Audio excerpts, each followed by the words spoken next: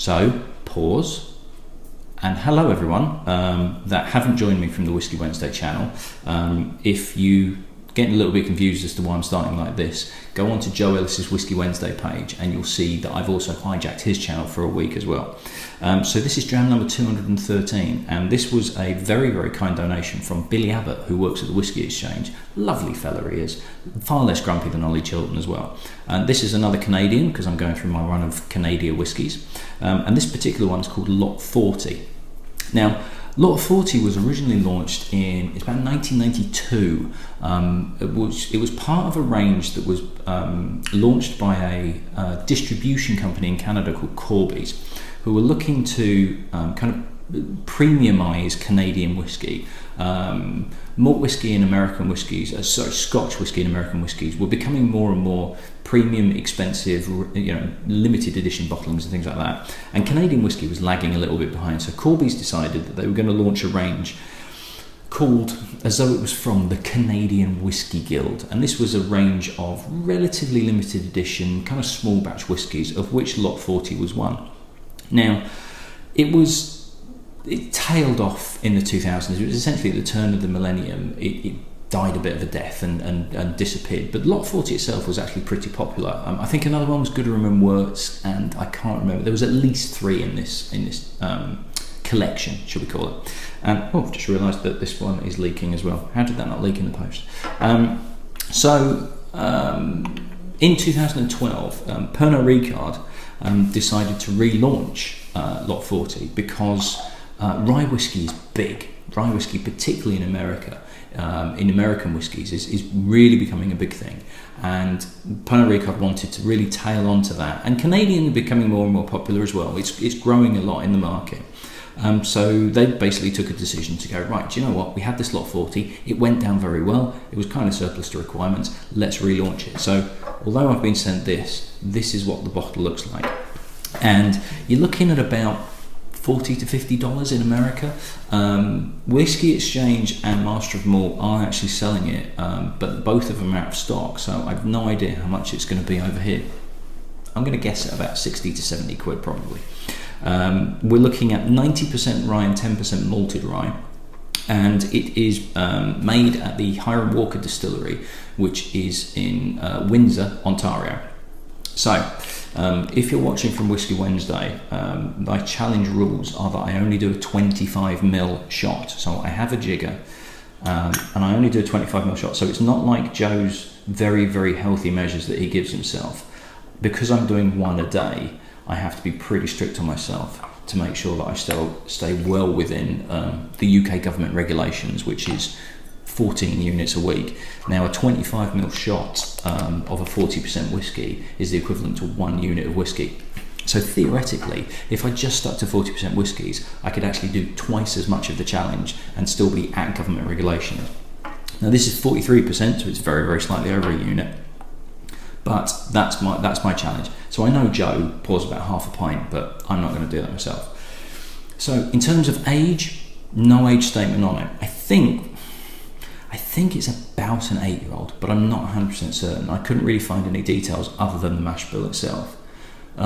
Really nice, healthy colour. Now, Canadian whiskey is slightly different to American whiskies in that, particularly with bourbon as such, you're not allowed to add any colouring to it. You're not allowed to add any additives.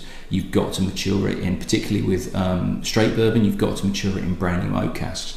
Canadian whiskies, you can actually do 9.09, so it's 90.01% of the whiskey has to be Canadian whiskey in order for them to call it Canadian whiskey on the label. The other 9.09% can literally be anything.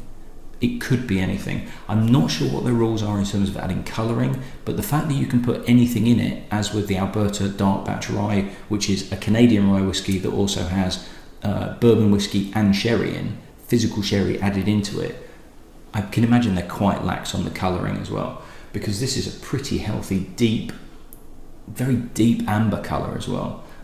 So I wouldn't be surprised if colouring's been added into this. There's a lovely spiciness on the nose though. It's a real kind of cinnamon and orange peel. It's quite Christmassy, but it's not a rich Christmas cake. It's very much a dried Christmas spice feel.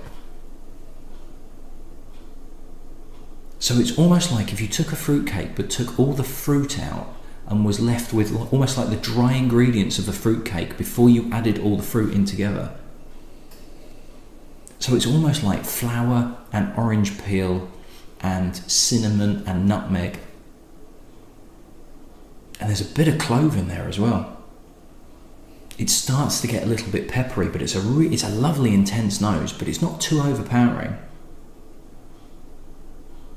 It's not quite sweet enough and rich enough to be a Christmassy feel, but it's on those lines, definitely. It's very much the dry ingredients of a Christmas cake.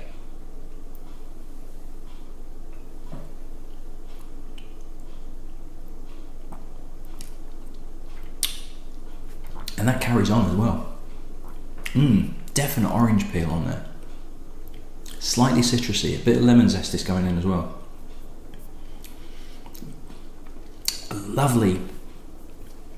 There's a lovely bready feel. Now, on my previous video, the one I previously filmed, because I'm doing this slightly in advance for Whisky Wednesday, the Dram 209 was Crown Royal, but I also did the Northern Harvest Rye. And that was really heavily rye bready, which it's like sourdough as well, which I'm not overly keen on, and it didn't quite work for me. This has rye bread, but it's not quite as sour as the Northern Harvest Rye was. There is that bite, there is that edginess to it, and there is that dry sort of the types of bread where you tend to get the seeds on the top of it as well, and like a really kind of a solid brown bread, should we call it. But this has fruitiness to it as well. I almost wish I'd saved some of that Northern Harvest Rye, because I think in terms of the mash bill it's fairly similar, but this has added fruitiness. There is a really nice orange peel, also dried oranges on there as well.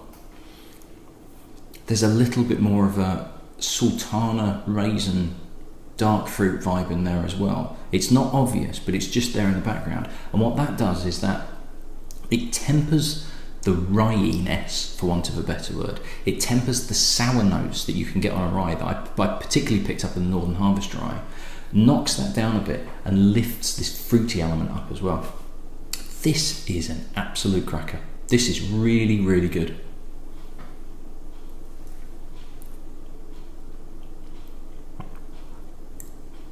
It's a really, really good Christmas whiskey, if you like your whiskey spicy.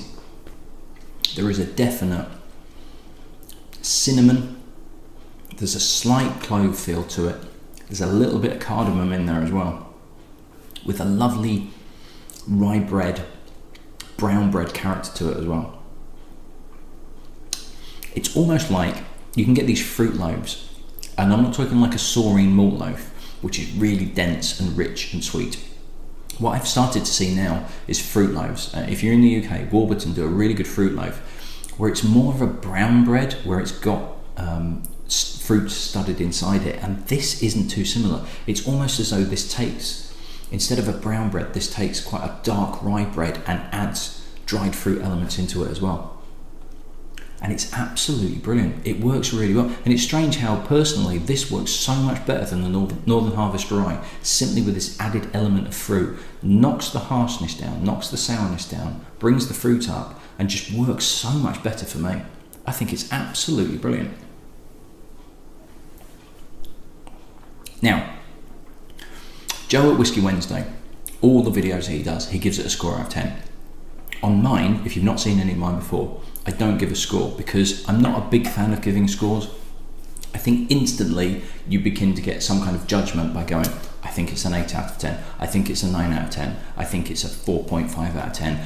You're always going to get people that disagree with it. I think I did about 2 where I thought about doing a whole run where it was basically yay, nay, or maybe, in terms of it's okay but not that great. And even then, it's all personal taste. You know, my tastes are completely different to everybody else's. I like whiskies that other people absolutely hate. Conversely, I've had a few whiskies where I really not liked it and other people absolutely love it.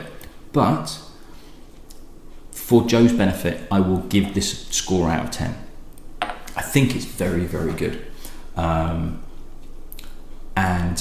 so far, it's the best Canadian that I've had so far. Bearing in mind that I have got a couple before this launches on my Dram A channel, which may be better. I don't think they're going to be, knowing what's probably coming up. Solid 8.5 out of 10, possibly 9. In fact, I think I'm going to give it the edge and give it a 9 out of 10. That is a really, really good whiskey. It's a really good rye whiskey as well. It's a good Christmas whiskey. It's good for people that like a bit of spice, but also like a bit of fruitiness. Yeah, I'm going to give this a 9 out of 10. I think it's absolutely fantastic. So, Dram A viewers, I shall see you at the next one. Whiskey Wednesday viewers, you know what you have to do. You've got to go and visit my website, Just Giving page. In fact, I'm going to put it back up now to remind you. At least £1 from each of you people watching this will get me over the £1,000 mark, and hopefully beyond. At least £1, not just £1, hopefully even more than that. And if you want to subscribe to my YouTube channel, it would be lovely to see you. If not, I do apologise for butting in, but it's for a good cause. And yes, Lot 40, if you can find it, get hold of it. Fantastic. Right, cheers.